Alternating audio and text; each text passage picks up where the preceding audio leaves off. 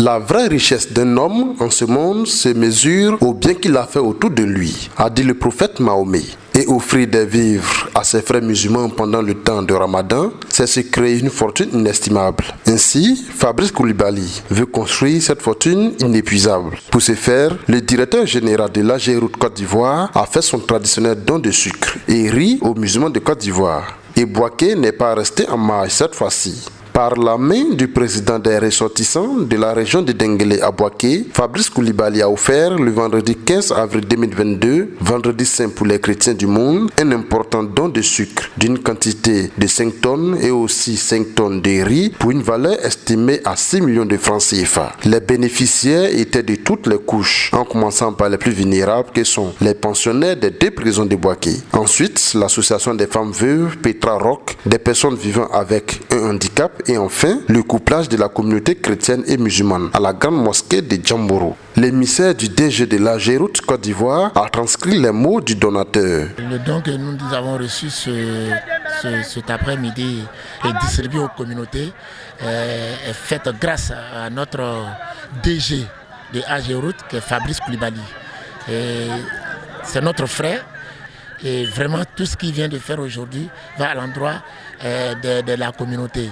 Et surtout, ce que la communauté ont dit, c'est le fait que nous avons donné aux personnes vivant avec handicap, aux prisonniers et à la pouponnière.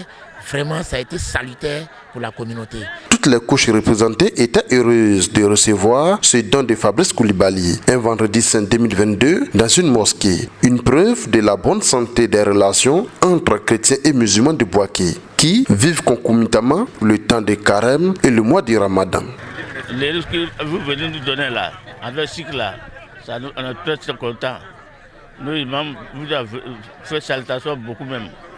Dire que nous avons fait l'année prochaine, vous n'avez pas venu faire quelque chose pour nous encore. La manifestation de l'amour n'a pas besoin de connaître l'autre. On a simplement besoin de tendre la main à quelqu'un. Et cet homme, M. Fabrice Koulibaly, a pensé à ce que vivent les chrétiens et les musulmans en ce moment et il a tendu la main pour dire merci. Après la remise des dons, certains bénéficiaires ont exprimé toute leur gratitude à leur bienfaiteur Fabrice Koulibaly. Vraiment, nous sommes très contents. On est contents même. Vraiment, ça veut dire qu'il ne nous connaît pas, nous aussi on ne la connaît pas, mais il a un bon cœur avec nous. Donc, à ce niveau-là, on la remercie beaucoup. Nous sommes tellement heureuses que les mots nous manquent. En ce grand mois de carême, quelqu'un qui pense aux veuves et aux orphelins, on ne saurait que lui dire grand merci. Grand merci pour ce grand geste qu'il vient de faire.